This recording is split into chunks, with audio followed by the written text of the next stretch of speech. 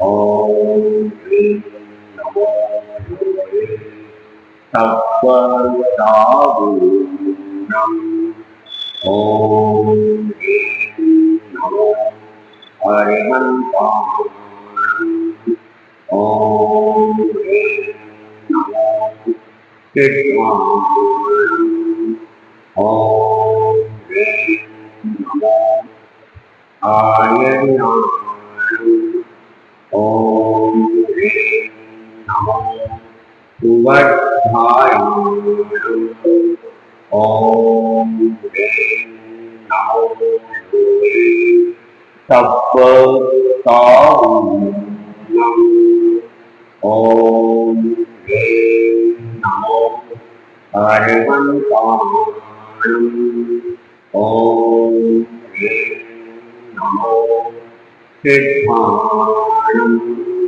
Om Ring Namo Ayanam.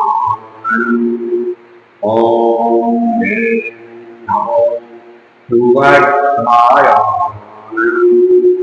Om Ring Namo Yogi Sattva-sahu-nam. Eso Kandanam Varam Sarvabhavanam Mangalam Sabdekin Padmam Savai Mangalam Padmam Savai Mangalam.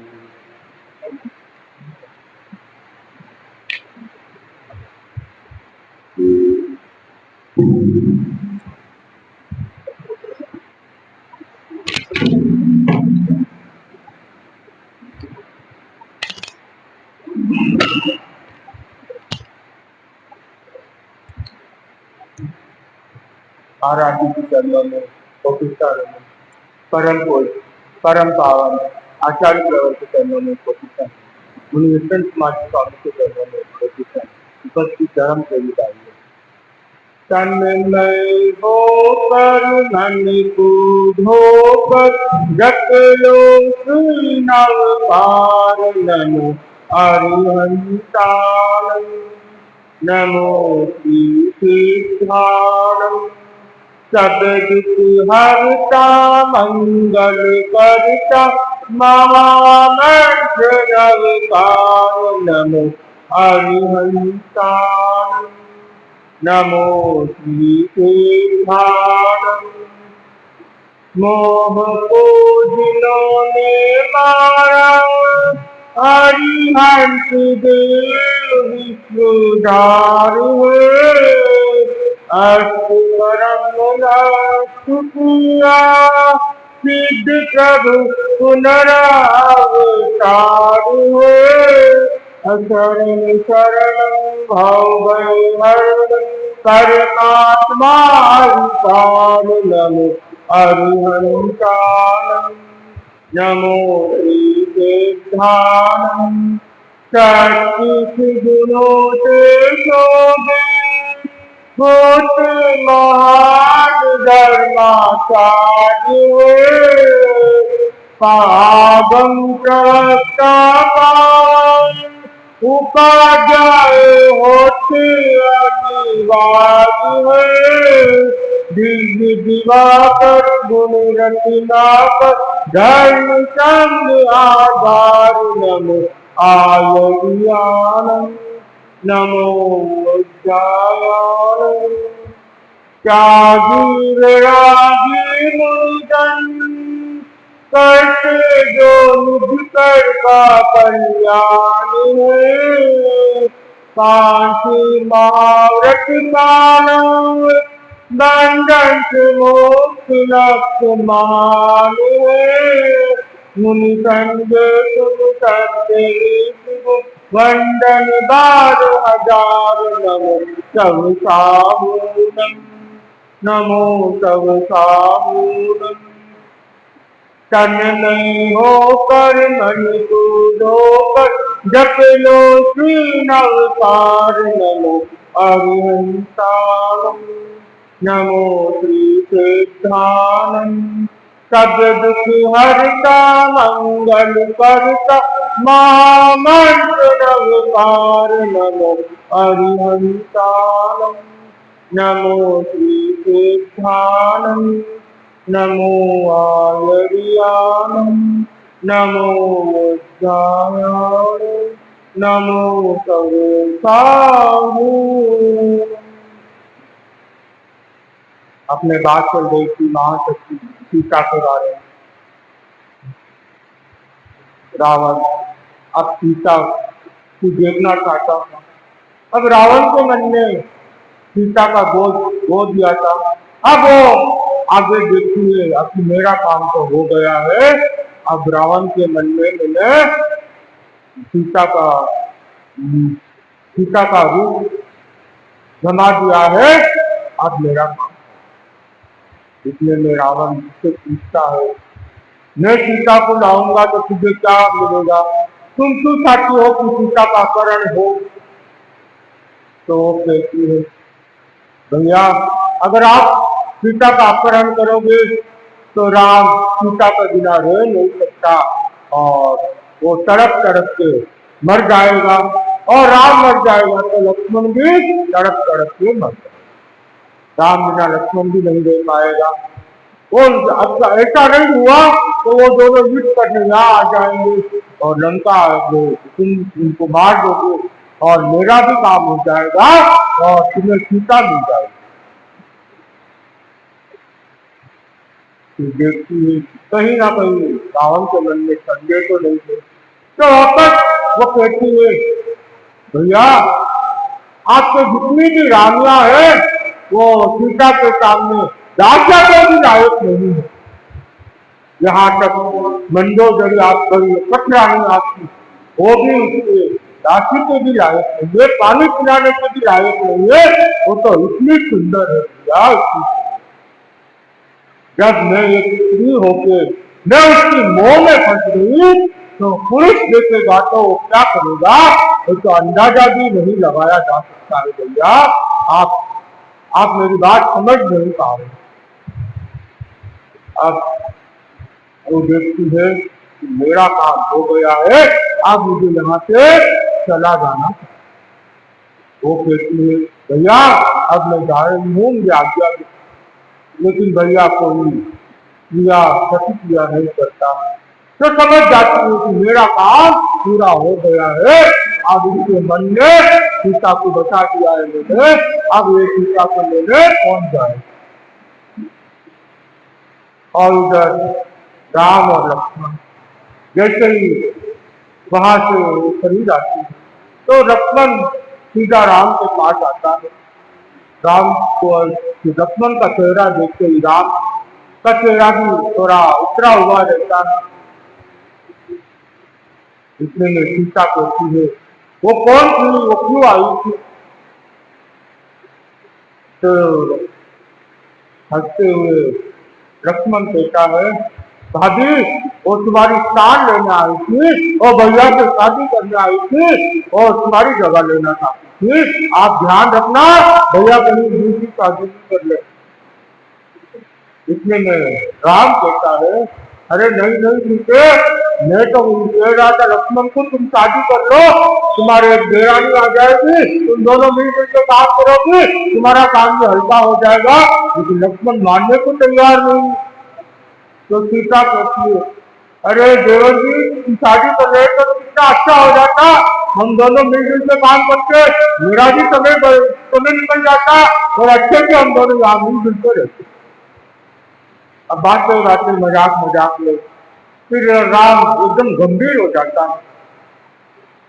गंभीर होते ही राम कहता है, शादी तो हुई नहीं, युद्ध की तैयारी कर लो। शादी की तैयारी तो नहीं थी, अब युद्ध की तैयारियां कर दो।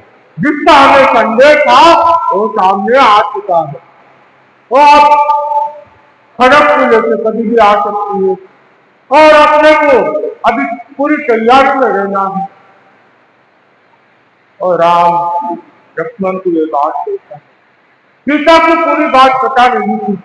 सीता बीच में वापस बात काटती हुई कहती है, वो युद्ध करने कैसे आ सकती, वो तो शादी के लिए आई थी आप दोनों से शादी करना चाहती थी, तो युद्ध के लिए कैसे आए?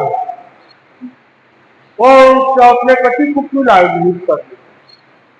तब दिखने में राम वापस कहता है, जिसका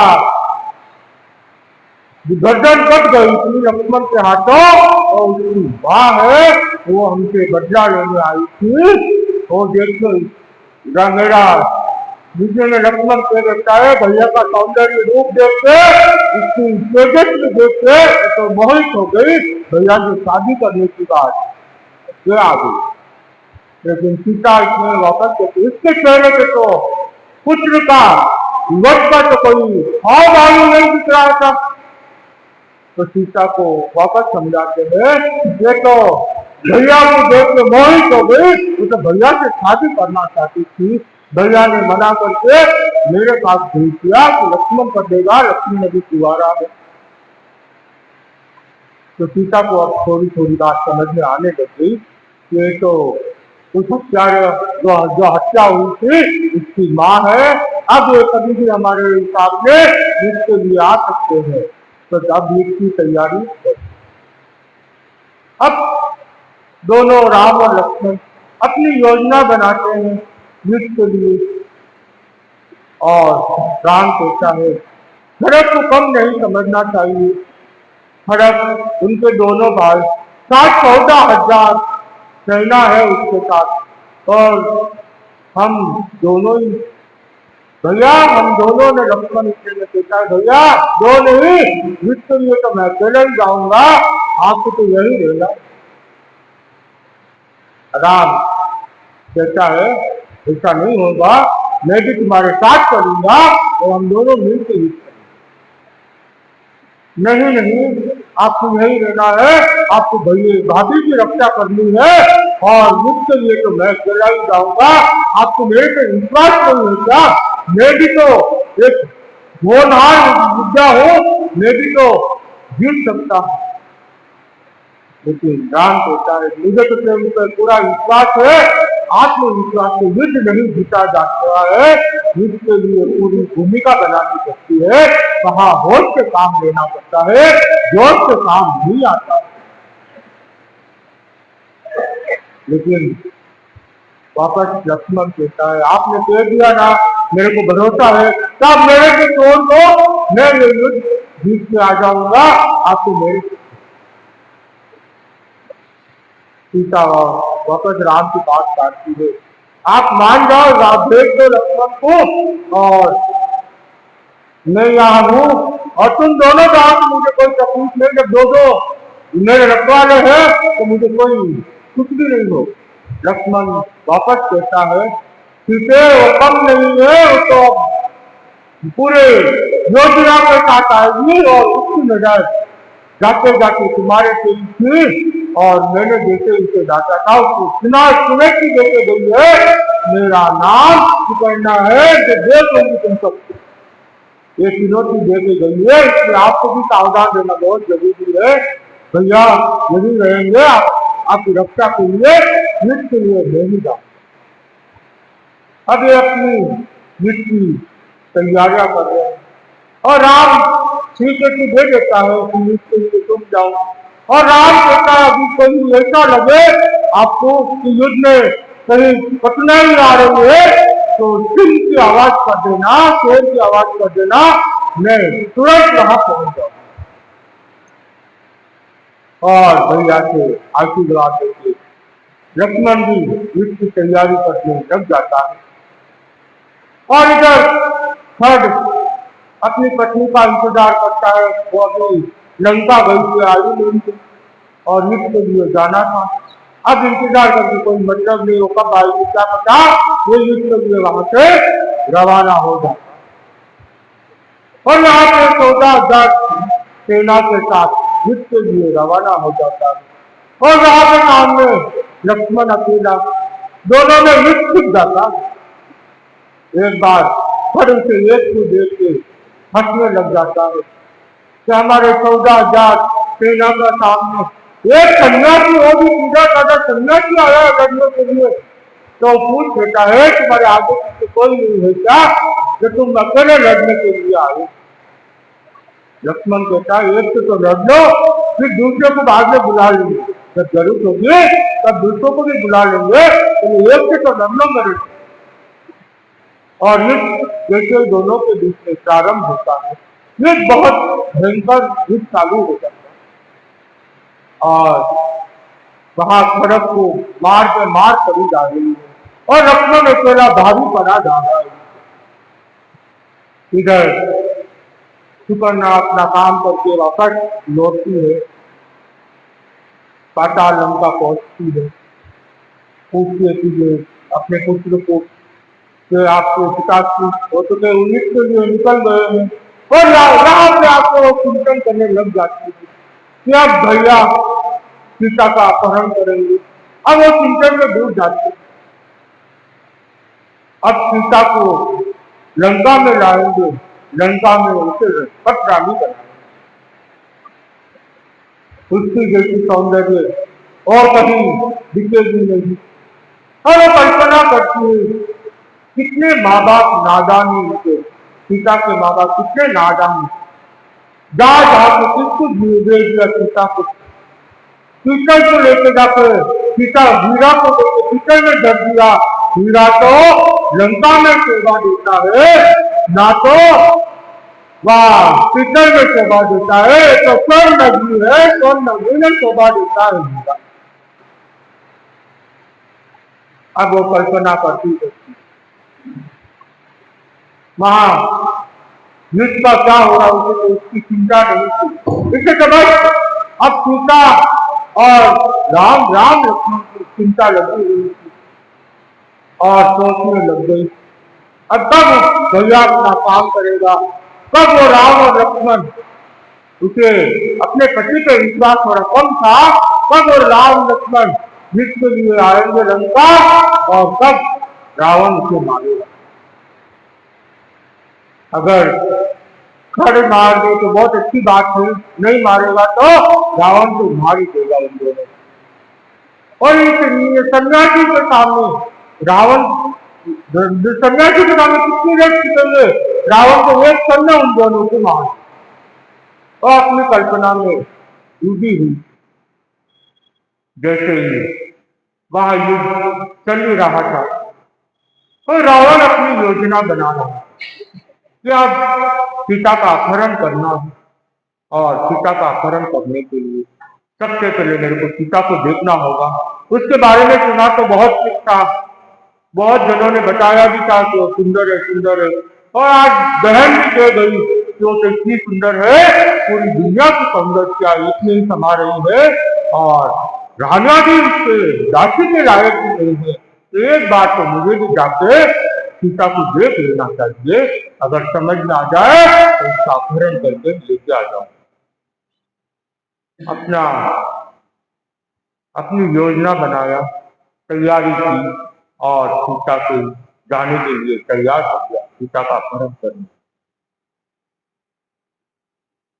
कठरानी को जब ये बात मंदोदरी को पता चलती है कि ये कोई स्त्री की अपहरण करने वाला है, वो उसे समझाने की कोशिश करती है रावण को, आप कितनियों को उठा के लेके आ गए और कितनी तो रानियां आपत्ति हो गई और तुम्हारा पेट नहीं भरता है, तुम्हारा मन नहीं भरता है, तुम क्यों और ला रहे हो। और सन्यासी की पत्नी को लाने की कहा गई, वो तो एक सन्यासी है, सन्यासी की पत्नी को ला रहे हो, ये बात कुछ समझ में नहीं आती। तो रावण कहता है तुम्हारी बात तुम्हारे पास ही रखो, ना समझे तो अच्छी बात है, मुझे मेरा काम करने दो। और रावण अपनी योजना बनाते सीता के कुटिया के पास पहुंच जाता और वहां से पहुंचता है तो राम को देखता है, कहते राम को देख के वो कहता जब तक राम है हम सीता को तो पा ही नहीं सकते। तब वो योजना बनाता है कि ऐसा कोई काम करूं जो राम यहाँ से निकल जाए और मैं जाके सीता को लेके आऊं। और इसमें में वो सोचता है मैं भी सिंह की ध्वनि करूं, जो कहीं सिंह आया समझ के वो यहाँ से चला जाएगा राम, और मैं अपना काम करूं। इतनी बात सोचता ही रहता है। और इधर राम सीता को अंदर से आवाज देता है, सीते सीते, और एकदम से बाहर आती है। जैसे ही बाहर आती है, सीता को रावण देखता है, कहता है सचमुच जितनी तारीफ उसने की थी वो तो कुछ भी नहीं है इसके सामने। ये तो साक्षात ऊपर से उतरी हुई कोई देवी लग रही है। अब इस देवी को तो मेरे महल में शोभा देती, सन्यासी के साथ शोभा नहीं देती। ये तो राम के लिए बनी हुई नहीं है, ये तो बनी मेरे लिए बनी हुई है। इतनी बात सोचते ही रहता है वो, अपनी बहुत दुखी ख्यालों में डूब जाता है, सीता के ख्याल में, और अपनी योजना भूल जाता है कि मेरे को सिंह की आवाज करनी है और राम को यहाँ से बाहर की। इतने में सीता आवाज देती है, आपने मुझे आवाज दी थी, क्या बात है? तो वापस वो एकदम से सोचता है, ओह मेरे को तो काम करना है, राम को यहाँ से बाहर निकालना। और सिंह की आवाज कर देता है जोर। और लक्ष्मण जब बीच से गया था तो राम ने कहा था सिंह की आवाज करना, मैं तुरंत वहां पहुंच जाऊंगा। जैसे ही आवाज आती है, सीता भी बाहर ही रहती है, तो जैसे ही आवाज आती है कि देखो लक्ष्मण के ऊपर कोई संकट आ गया है, यदि उसने आवाज की है आप तुरंत जाओ। तो राम कहता है नहीं नहीं, ये तो लक्ष्मण की आवाज नहीं है, ये कोई दूसरी आवाज। लेकिन सीता मानती नहीं, नहीं ये तो लक्ष्मण की आवाज है। तो आपने कहा था उनको कि जब भी कोई का संकट आए तो सिंह की आवाज करना, सिंह की आवाज आ चुकी है, आप तो एक बार जाओ यहाँ से और लक्ष्मण को संभालो।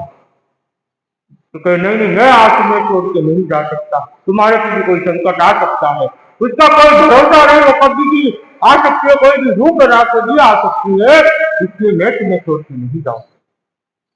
लेकिन सीता भी हट करने बैठ जाती है और लंकर वहां पे लक्ष्मण संकट में हो और तुम मेरी चिंता कर रहे हो।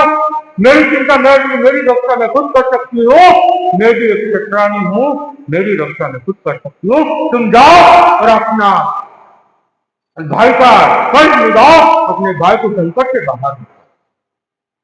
फिर भी राम कहता है मेरा मन नहीं मान रहा है, मेरा मन तो तेरा जो संकट आया हुआ है या कोई संकट आने वाला है, इसलिए मैं नहीं जाऊंगा। अब हम कल सुनते हैं आगे क्या होता है, कैसे आगे सीता का अपहरण करता है और राम कैसे जाता है। तो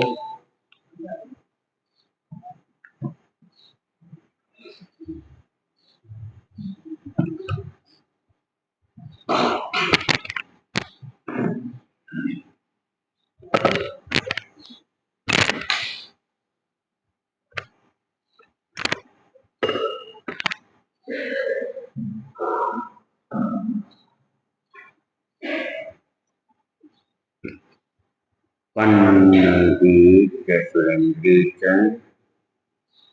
कौशिके पाद संस्कृति निर्विशेष मनस्काय श्री धीर स्वामी वीतराग पुरुष भगवान महावीर पुरुष वंदना। वीतराग का की महान शब्द महातपस्वी युग प्रधान जैसी महासंत शब्द वंदना सुनी मोक्ष उपस्थित साक्षात श्रेष्ठ पुरुष जग जाय, श्रेष्ठ पुरुष जग जाय, देव तुम्हारा पुण्य नाम मेरे मन राम जाए। श्रेष्ठ पुरुष जग जाए, श्रेष्ठ पुरुष जग जाए। ओम ओम ओम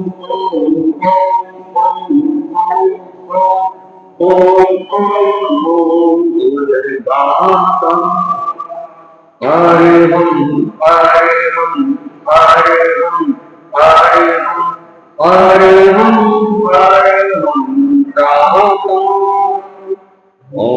ह्रीं श्रीं जय ओम ह्रीं श्रीं जय विजय जय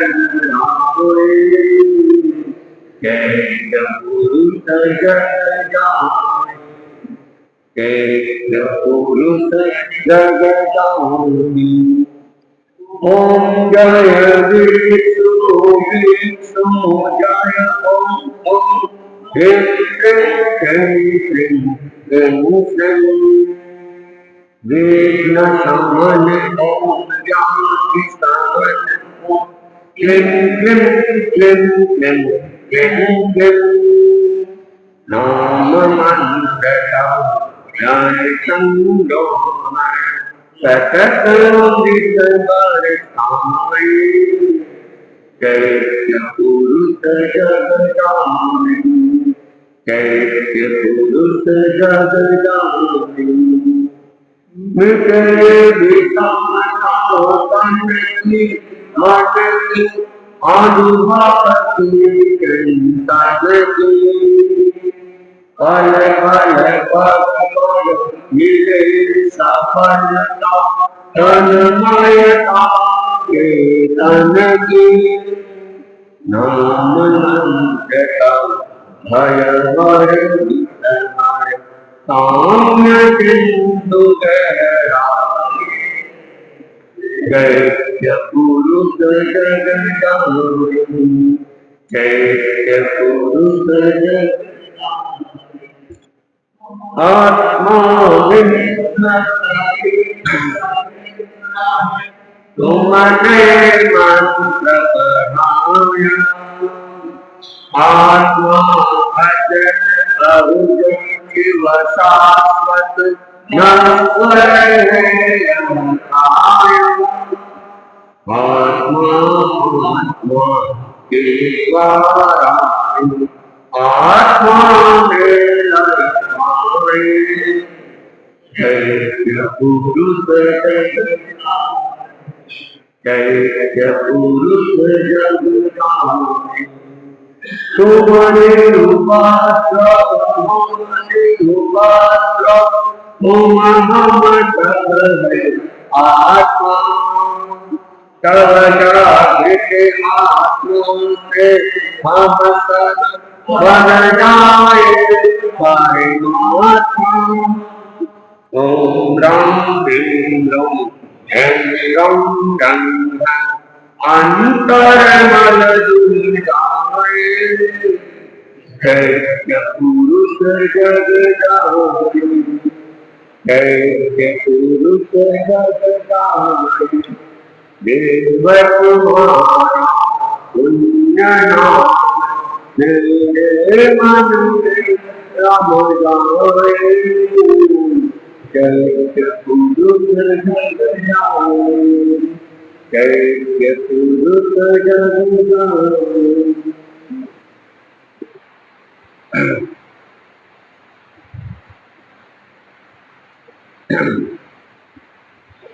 ज्ञाता धर्म कथा का पहला अध्याय और जिसमें मुनि विनेश कुमार दीक्षा के बाद आगमों का अध्ययन करने के पश्चात अपने आप को कठिनतम तपस साधना के अंदर लगा दिया और अनेक अनेक तरह की उन्होंने विशिष्ट तपस्याएं की और तपस्या से उनका पूरा शरीर एक तरह से रूखा सूखा हो गया, मांस रहित हो गया, हड्डियों का ढांचा उनको एकदम दिखने लग गया और शरीर से हड्डियों की आवाज भी आने लग गई।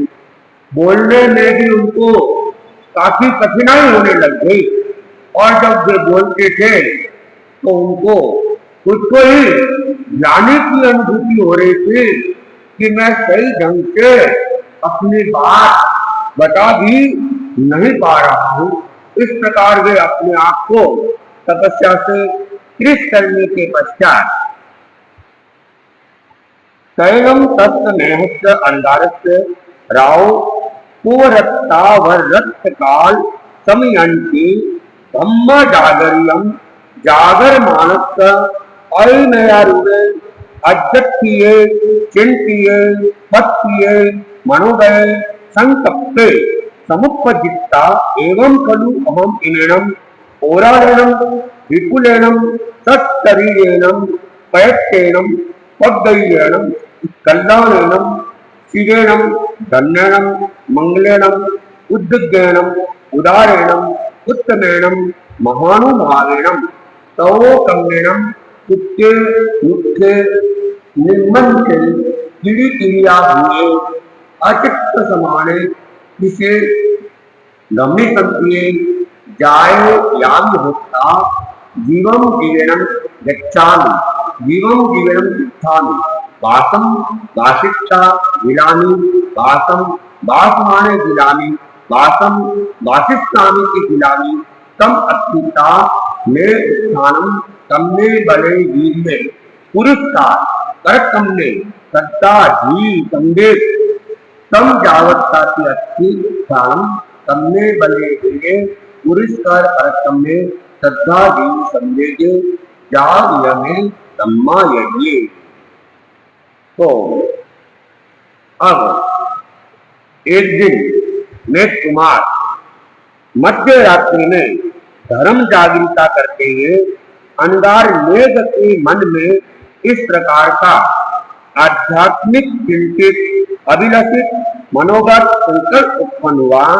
मैं इस प्रधान विपुल स्वाभाविक अनुज्ञात प्रग्रहित कल्याण शिव धन्य मंगलमय उत्तरोत्तर वर्धमान उदार उत्तम और महान प्रभावी तप कर्म से सूखा रूखा मांस रहित उठने बैठते समय किट सबसे युक्त चरम से वैश्विक अस्थि वाला त्रिश और धमनियों का जाल मात्र हो गया हूँ।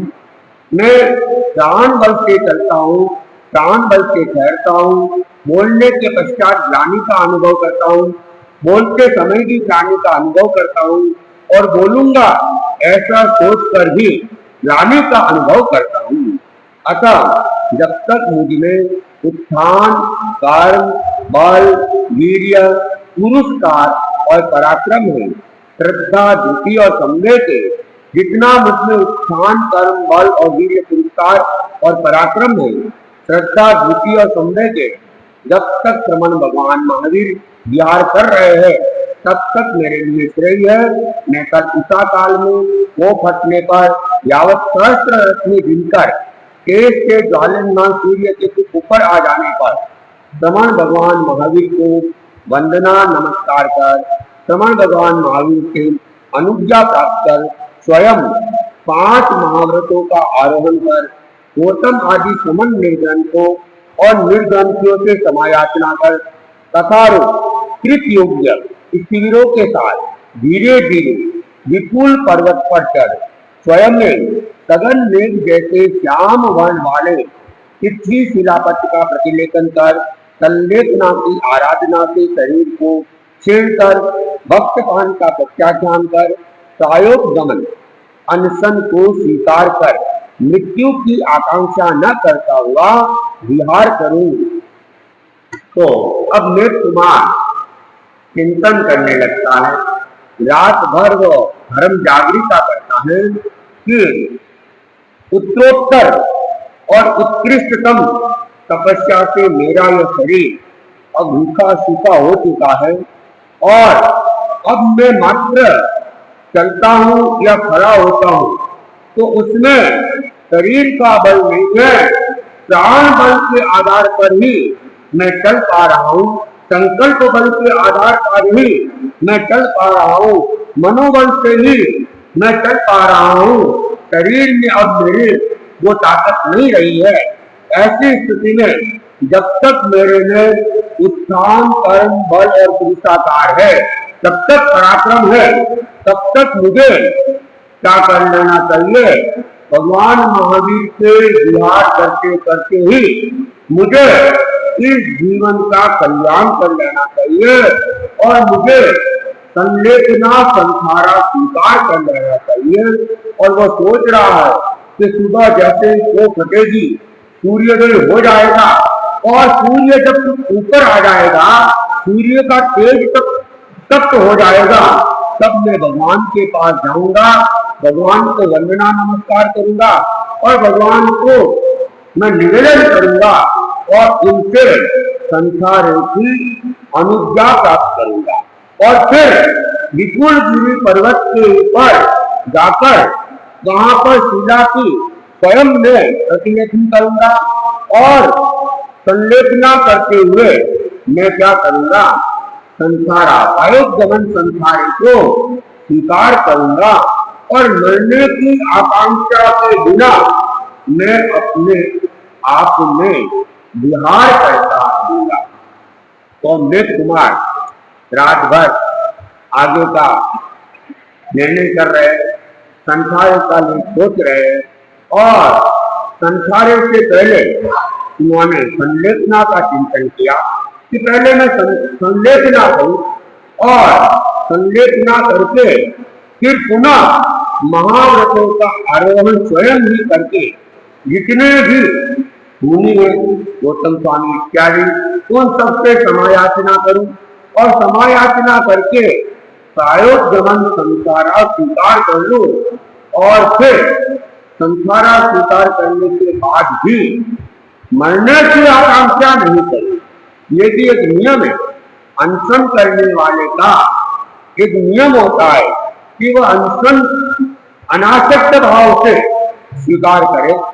किसी प्रकार की कोई आकांक्षा, किसी प्रकार की कोई आसक्ति संसार करने वाले के मन में नहीं होनी चाहिए। घर परिवार धन दौलत इन सबसे वो अपने आप को, और यहाँ तक कि शरीर से भी कोई आसक्ति उन्हें नहीं रहनी चाहिए। और अनशन पचकने के बाद ये भी चिंतन नहीं करना चाहिए कि जल्दी से मेरी मृत्यु हो जाए और मेरा अनशन पूरा हो।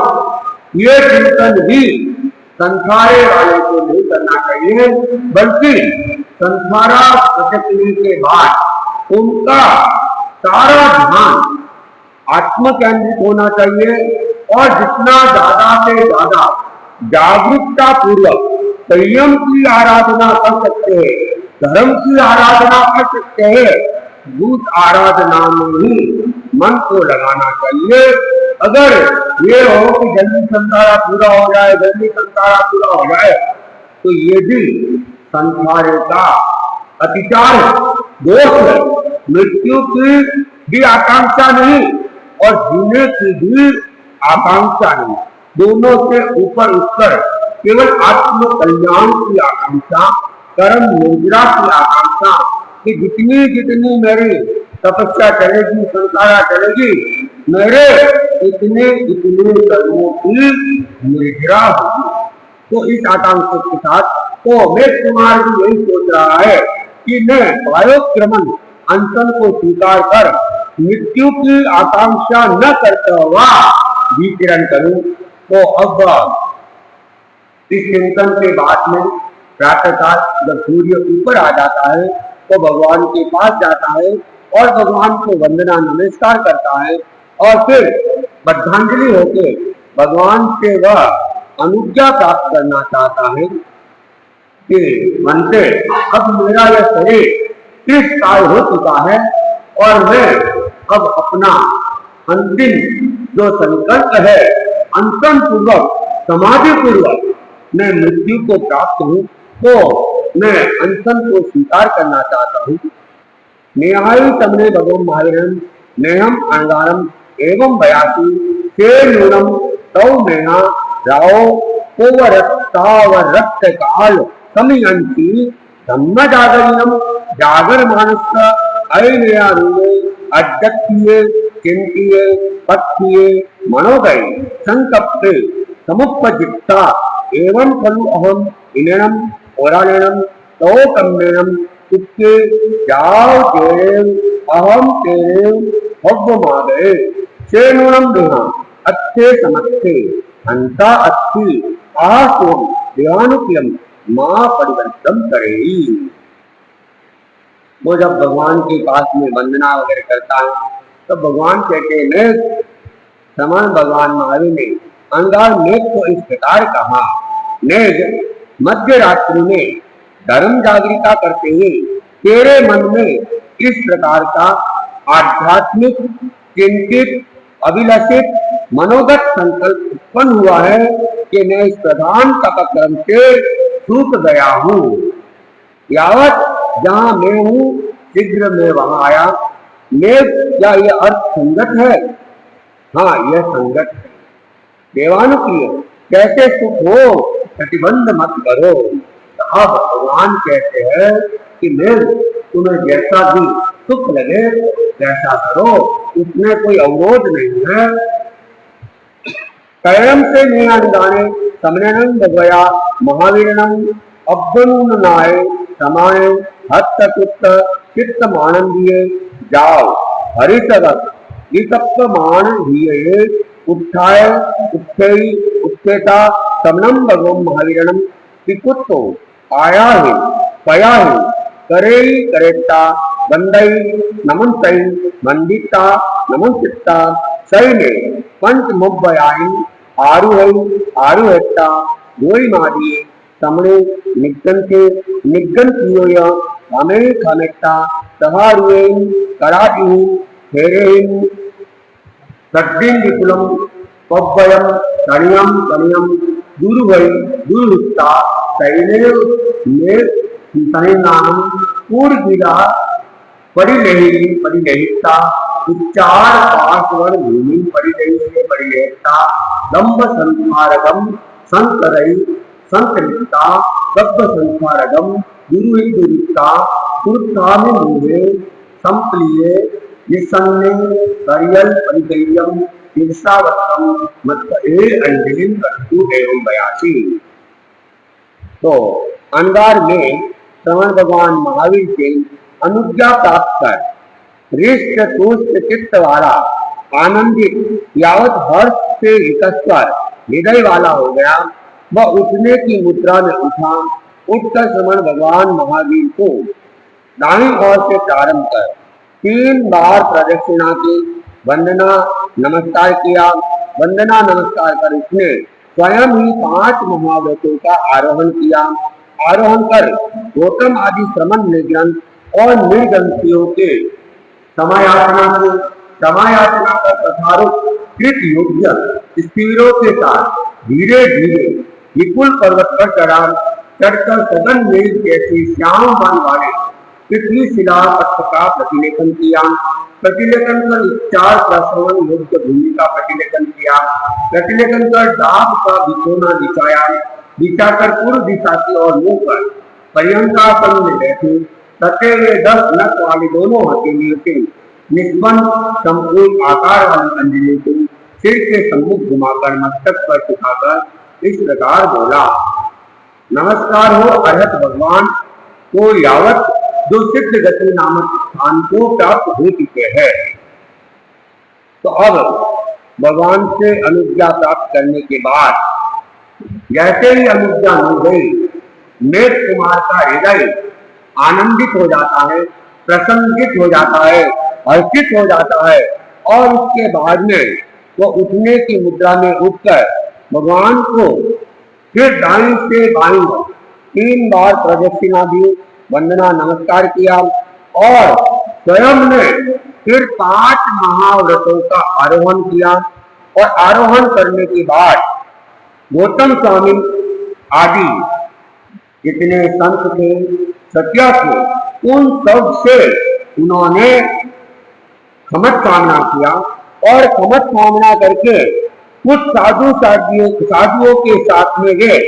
अब जो विपुल पर्वत था उसके लिए उन्होंने वहां प्रस्थान किया। फिर विपुल पर्वत पर वे धीरे धीरे चढ़ते हैं। चढ़ने के बाद वहां पे एक पृथ्वी का पत्थर का शिलापट्ट था, उसका उन्होंने प्रतिलेखन किया।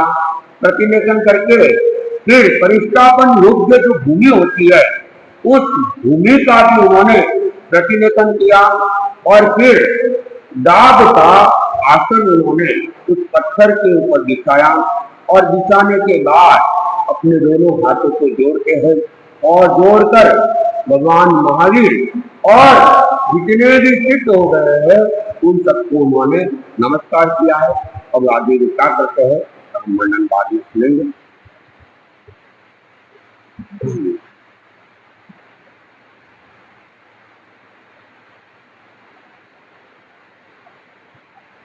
जनक कुमार का आख्यान चल रहा है और जनक कुमार और उनके पिता का सुना क्या हो जाता है, मिलन हो जाता है और पिता बड़ा जो दुखी हो रहा था तो वह जनक कहता है कि आप किसी प्रकार का दुख नहीं करें और आपने कुछ भी नहीं किया है, मेरे साथ जो कुछ भी हुआ था वो सब तो कर्मों का खेल था, कर्मों की ही माया थी और इसलिए चिंता की कोई बात नहीं है। आप तो केवल एक निमित्त है, मूल उपादान मेरे अपने ही कर्म थे और उसके कारण से ही मुझे घर छोड़ के बाहर जाना पड़ा।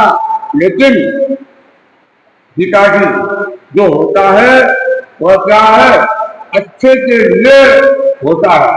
तो जनक कुमार जो कि साहस का अवतार और धर्म उसके हृदय के अंदर रमा हुआ था और उसने धर्म को अच्छे से समझा हुआ था, विवेकशील प्राणी था, इसलिए पिताजी को कोई दोष नहीं दे रहा है क्योंकि कोई भी व्यक्ति दोषी नहीं होता।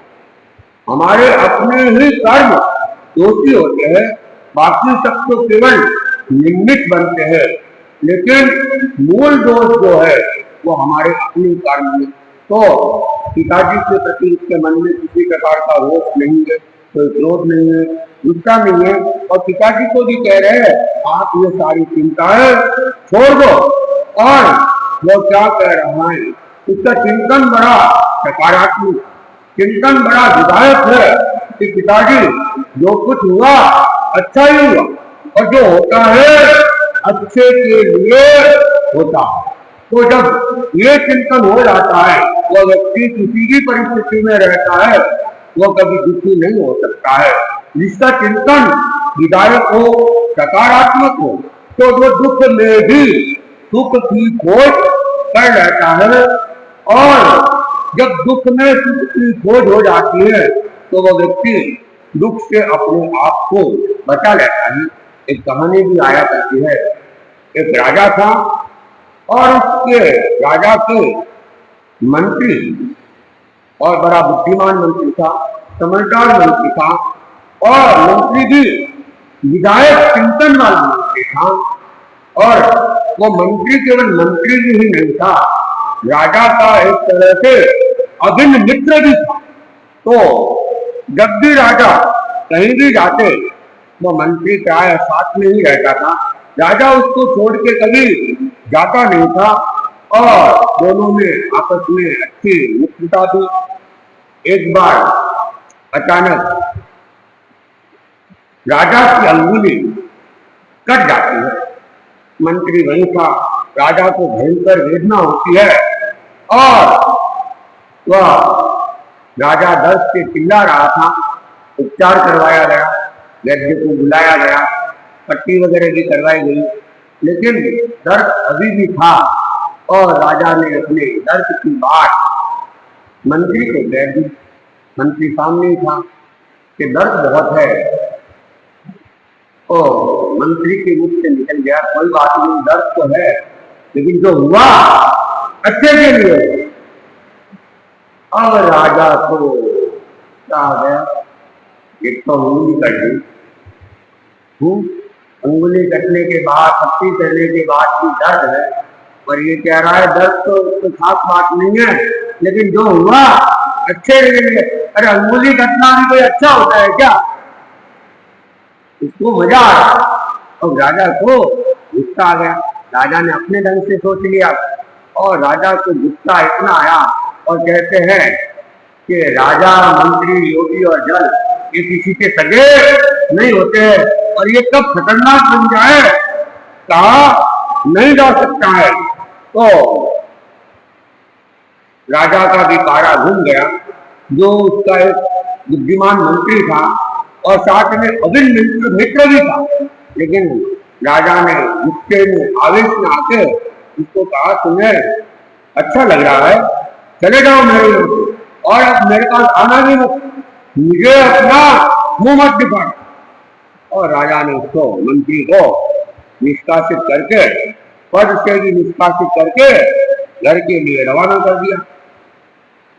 मंत्री चला जाता है। कुछ समय बीते।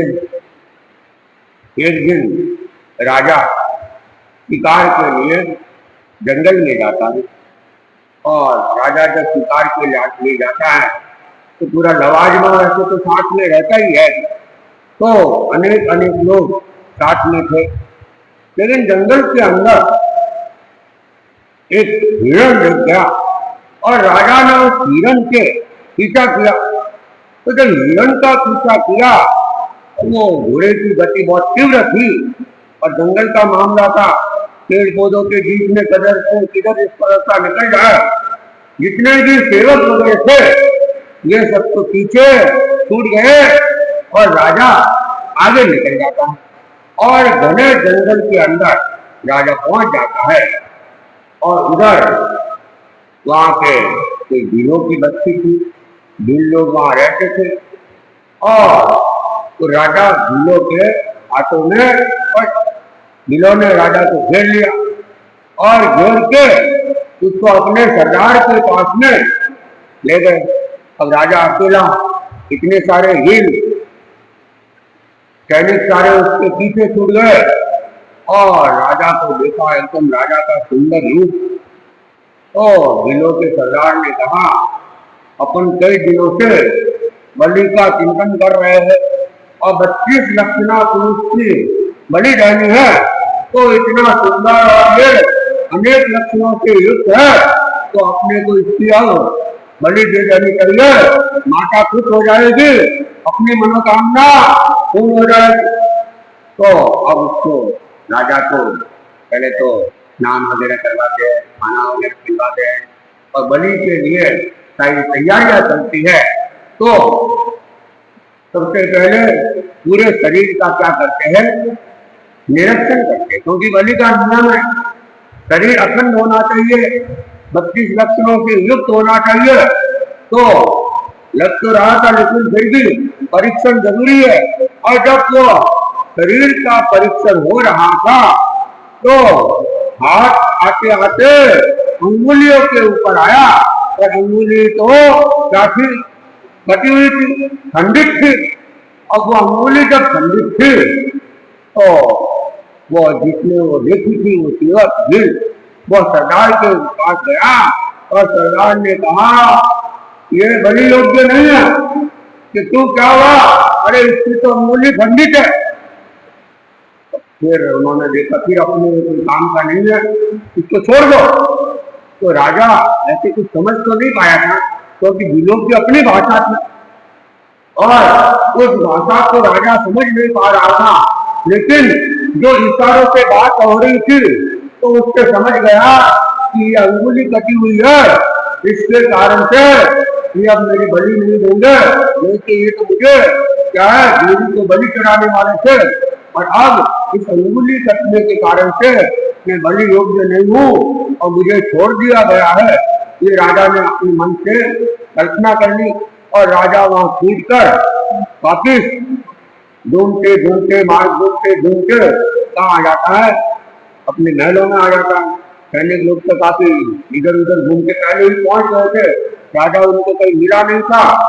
और दरबार में महलों में आने के बाद राजा ने पूछा, अरे मंत्री ने कहा था जो हुआ अच्छा ही हुआ, तो आज ये बात तो ठीक हो गई, अगर ये अंगुली कटी हुई नहीं होती तो ये क्या है, मेरी तो आज बलि चढ़ जाती।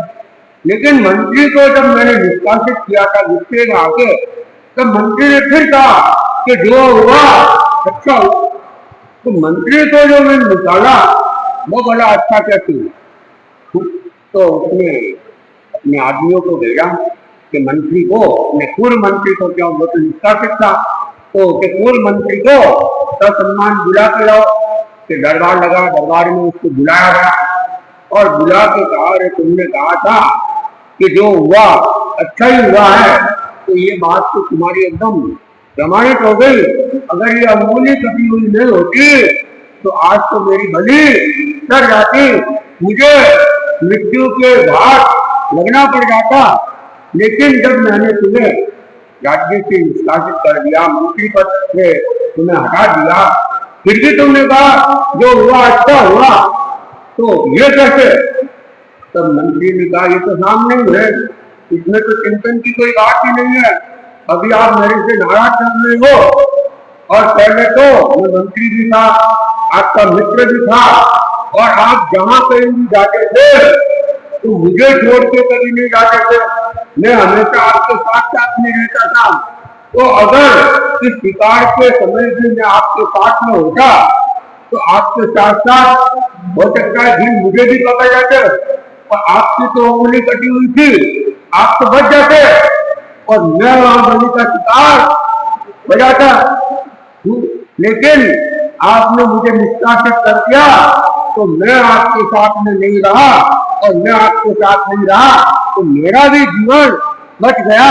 इसलिए जो हुआ अच्छे के लिए हुआ। बात तो ठीक ही है।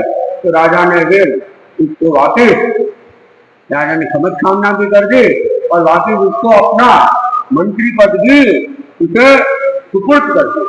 तो जहाँ व्यक्ति हिदायत चिंतन वाला होता है, सकारात्मक चिंतन वाला होता है, वह जहां भी परिस्थिति विकट भी होती है फिर भी ये नहीं सोचता है बुरा हुआ है, गलत हुआ है, वह यही सोचता है जो हुआ अच्छा हुआ है। तो फिर दिमाग के ऊपर कोई बोझ नहीं रहता है, भार नहीं रहता है, कोई चिंता नहीं रहती है, फिर कोई दुख भी नहीं होता है। तो हम जनक कुमार के आख्यान को और थोड़ा आगे सुनेंगे। आज का एक दिवसीय त्याग समोसा खाने का त्याग है, और उपवास का प्रत्याख्यान करने वाले कोई नहीं है। चलो, आकाशन का प्रत्याख्यान करने वाले देवगुरु धर्म के साथ कल सवेरे सीधी रही तक एक बार एक जगह 1 घंटे से अधिक खाने का त्याग है। रात को 4 बार से त्याग है। कच्चे पानी के त्याग सुने मंगल पाठ। चत्तारि मंगलमयंता मंगलम मंगलता हूँ केवली कन्नड़ मंगलम चत्तारि मंगलमयंता मंगलम केवली कन्नड़ हो। चत्तारि शरणम प्रवचामि रघुपति शरणम प्रवचामि सिद्धे शरणम प्रवचामि साहु शरणम प्रवचामि केवली कन्नड़ धम्मम शरणम प्रवचामि विघ्न हरण मंगल करण स्वाम विष्णु नाम फूल ओलक समरण करे अतिशा नाम करे। हाँ